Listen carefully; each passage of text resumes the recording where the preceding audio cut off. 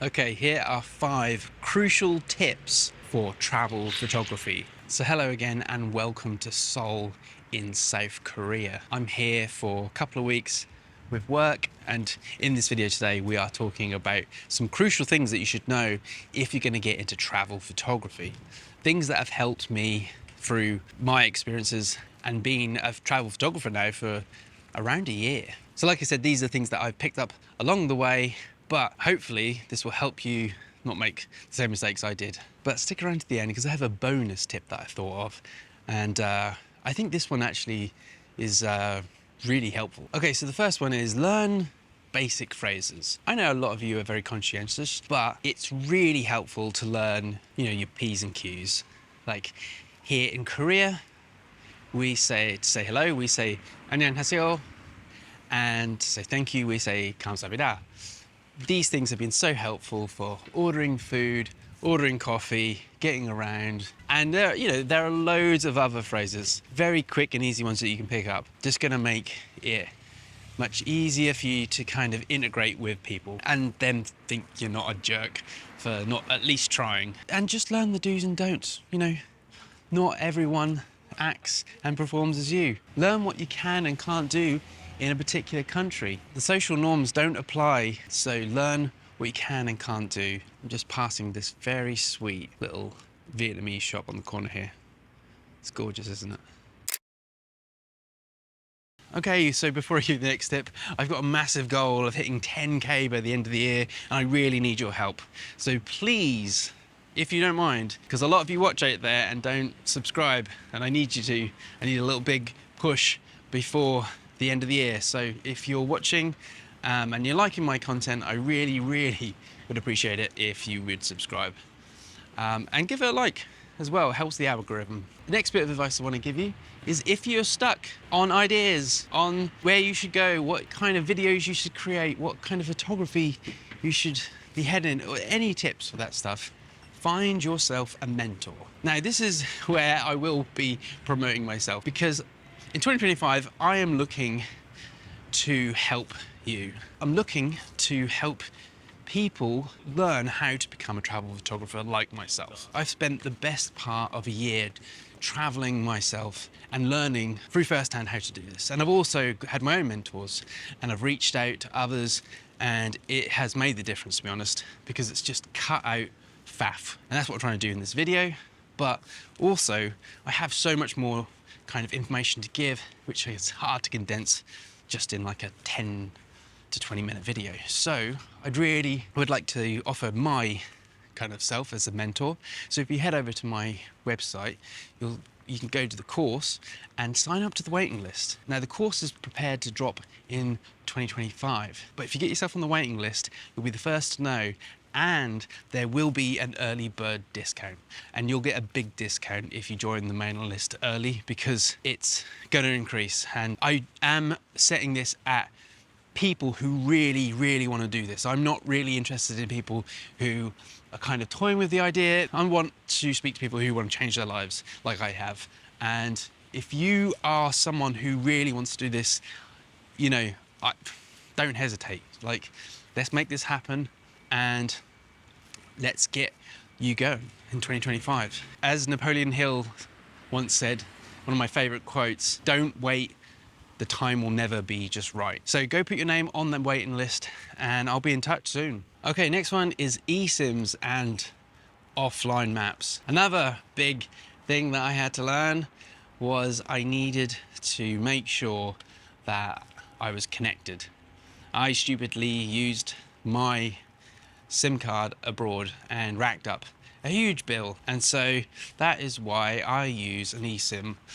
The people I use are called Olafly, Holofly, whatever you want to call them, I'm not sure, but they're a great company, and I've used it throughout, and on this trip in Korea, had no problems. I really think that you should give them a go. I've left a link in the description, and if you want some money off as well, they've given me a code, so use JDucker and you'll get some money off. Make sure you get an eSIM. You need to stay connected if you're doing travel photography, so you can upload all those wonderful pictures you're going to take. But if you don't want to pay for an eSIM, why don't you just download an offline map? There's many to choose from, and I'm sure they do just as good a job. But come on, I think in 2025 you need to be uploading and investing in yourself. So get yourself that eSIM so you're fully connected. Okay, so for this one, money cards and cash. Not every place you go to is gonna accept your Revolut card or your Apple Pay.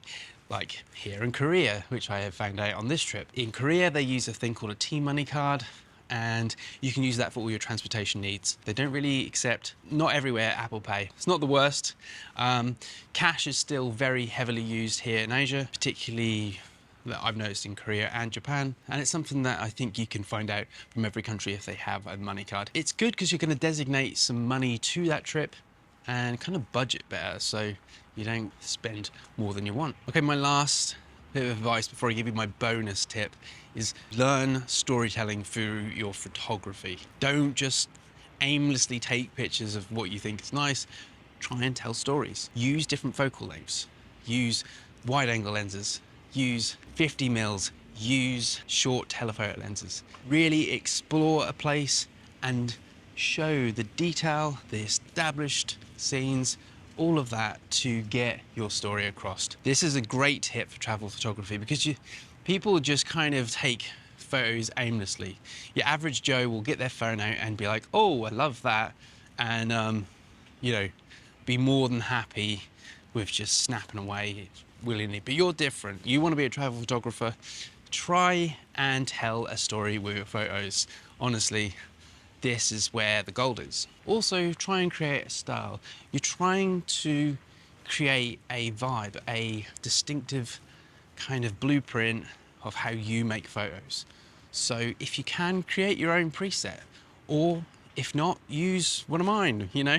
Not trying to sell my own stuff here, but if you're stuck, you know, use my travel pack. Go to my website and you can happily check that out and see if that fits. But I really think that if you can find your own kind of style, your own vibe, show storytelling through your travel photography, it is really going to set you apart from the rest, because you want to invite your audience to join you on your journey.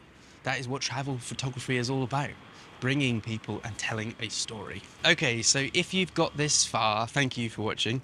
The bonus tip, which I've talked about in street photography videos before, is to cover up your logos, your branding on your photography. I use just normal black electrical tape because I have a black camera, but as you can see here, I just put some tape over the front of my camera. Just makes your gear more safe from people thieving and stealing it. Now here in Korea and maybe Japan, it's pretty safe. I've heard that thieves are really very rare around here. I think it's because there's CCTV cameras everywhere. But you really want to make sure that when you visit other countries, you know, I'm from England. London has got a terrible problem at the moment with people getting their phones stolen by kind of mopeds. A few months back, Roman Fox almost got his camera stolen from him, his X106. He put up in his story and was fuming. So, and so would I. It's a very expensive camera. You really don't want anyone nicking your stuff. So yeah, cover it up, be discreet, don't be flaunting your gear around. There are a lot of envious people about, and they can see maybe you've got that beautiful X106 and, you know, they think, yeah, I'll take that and I'll make a few bob off it. It's a bonus tip. It's not for everyone, but I'm thoughtful in that way. Okay, thank you for watching. I really appreciate it, and stay tuned for more.